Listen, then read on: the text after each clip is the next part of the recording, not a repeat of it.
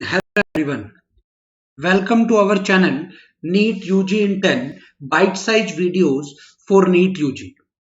अगर अभी तक आपने हमारा चैनल सब्सक्राइब नहीं किया, लाइक नहीं किया, तो आप सबसे पहले चैनल को सब्सक्राइब करें, लाइक करें।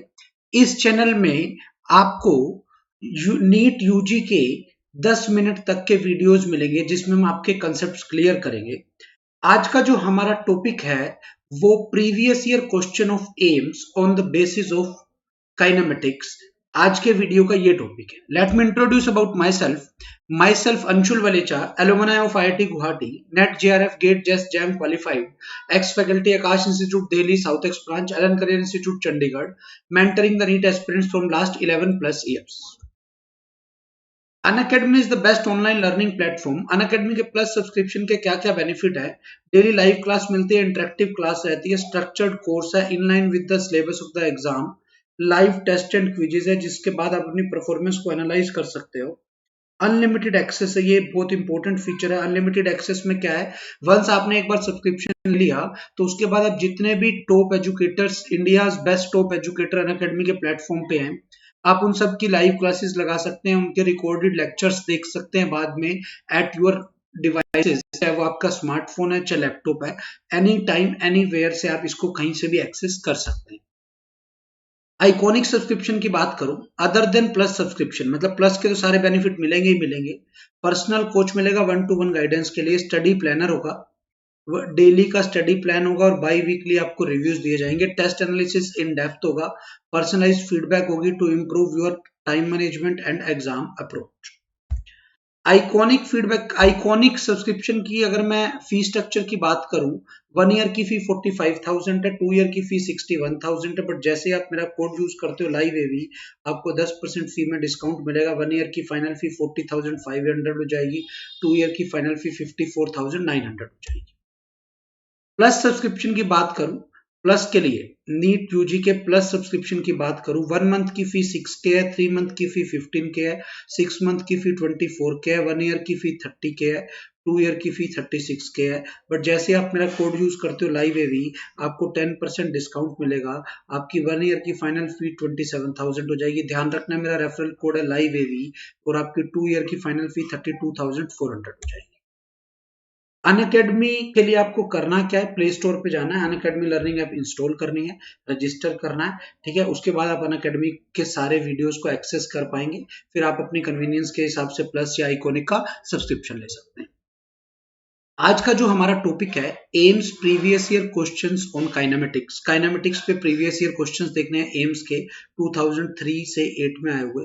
अब एम्स का एग्जाम अलग से नहीं होता, नीट में ही मर्ज हो चुका है, तो नीट के पेपर का लेवल बढ़ेगा तो एम्स टाइप के क्वेश्चन उस पेपर में भी कुछ ना कुछ 10-20% क्वेश्चन आएंगे। इस बार कोविड की वजह से नीट 2020 का पेपर ईजी था, और 2021 का पेपर एक्सपेक्टेड नहीं है कि ईजी आएगा। फिजिक्स एम्स में हमेशा टफर साइड पे रही है, तो एम्स लेवल के क्वेश्चन नीट में 1-2, 4-5 क्वेश्चन जरूर आने के चांसेस हैं, तो आपको एम्स के प्रीवियस ईयर करने चाहिए। पहला क्वेश्चन है, a car travel 6 kilometre towards north at an angle of 45 degree to the east and then travel distance of 4 kilometre towards north at an angle of 135 degree to the east. हम यहाँ diagram बना लेते हैं, ये waste, ये east, ये north, ये south. A car travels 6 kilometers towards north at an angle of 45 degree to the east. North की साइड चल रहा है, 45 डिग्री टू द ईस्ट के साथ एंगल बना रहा है। नॉर्थ की साइड चल रहा है, 45 डिग्री टू द ईस्ट के साथ एंगल बना रहा है। यहां पर ऐसे चला बेटा, कितना, 6 किलोमीटर, ये वाला एंगल आपका 45 degree, and then travels distance of 4 kilometre, इस वेक्टर का नाम मैंने ए रख लिया, 4 kilometre towards north at an angle 135 degree to east. East से 135 डिग्री का एंगल बना रहा है और चल नॉर्थ की तरफ रहा है, तो मतलब अब ये 4 किलोमीटर इधर चल रहा है, ठीक है, ईस्ट से 135 का एंगल बन रहा है, ठीक है। How far is the point from the starting point, तो देखते हैं बेटा, आप वेक्टर ए को लिखोगे 6/√2 आई कैप प्लस 6/√2 जे कैप। मैंने इसको ब्रेक कर दिया आई और जे में, ऐसे ही आप वेक्टर बी को लिखोगे, ये 4 है ना, ये 45 का बचेगा, तो ये क्या बचेगा बेटा, 4/√2 आई कैप जे कैप -4/√2 आई कैप। अगर मुझे नेट डिस्प्लेसमेंट निकालना है, क्या निकालना है, नेट डिस्प्लेसमेंट। नेट डिस्प्लेसमेंट का मतलब मुझे ए वेक्टर प्लस बी वेक्टर निकालना है। मैं ऐड करता हूं तो बेटा ये आई कैप है, ये भी आई कैप है, 6/√2 -4/√2, तो 2/√2 आई कैप प्लस 6 + 4, ये आ गया 10/√2 जे। ठीक है, तो ये आ गया आपका √2 आई कैप प्लस 5/√2 जे। अब पॉइंट पूछा उसने कितना दूर है, तो अगर आपको डिस्प्लेसमेंट की मैग्नीट्यूड निकालनी हो, आप यहाँ से डिस्प्लेसमेंट की मैग्नीट्यूड निकालोगे, √2 का स्क्वायर प्लस 5/√2 का स्क्वायर। √2 का स्क्वायर 2 हो गया बेटा, 5/√2 5 का स्क्वायर 25, 2 50, तो ये आ गया √52। √52 का मतलब है 2√30 या √52 किलोमीटर आपकी ऑप्शन है। तो इन दोनों में से कोई एक ऑप्शन आंसर होगी, सी या डी में से, सी या डी में से एक आंसर होगा। एंगल की बात करूं, एंगल निकालना है, एंगल किसके साथ निकालना है बेटा, ईस्ट के साथ, मतलब आपको आई कैप के साथ एंगल निकालना है। तो एंगल निकालने का फॉर्मूला होता है tan inverse y component upon x component. Solve किया तो एंगल आ गया tan इनवर्स 5, तो बेटा आपका आंसर क्या आ गया, C option will be your answer.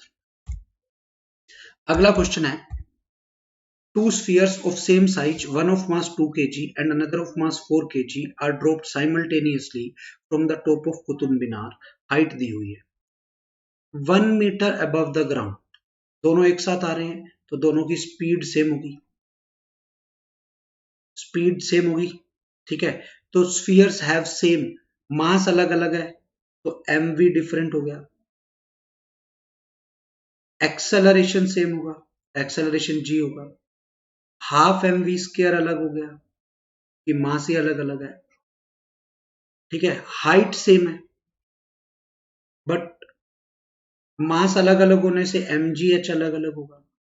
तो अगर आप देखो मोमेंटम में मास आएगा तो ये ऑप्शन नहीं हो सकती, काइनेटिक एनर्जी में मास आएगा ये भी नहीं हो सकती, पोटेंशियल एनर्जी में मास आएगा ये भी नहीं हो सकती, तो क्या सेम होगा, acceleration. Next question, a body starts from rest along the straight line with constant acceleration, acceleration constant है, आपको स्पीड के साथ रिलेशन बताना है। v² - u² equal to 2s, rest से स्टार्ट हुई है तो v² इक्वल टू 2s, तो ये आ गया v² is proportional to s।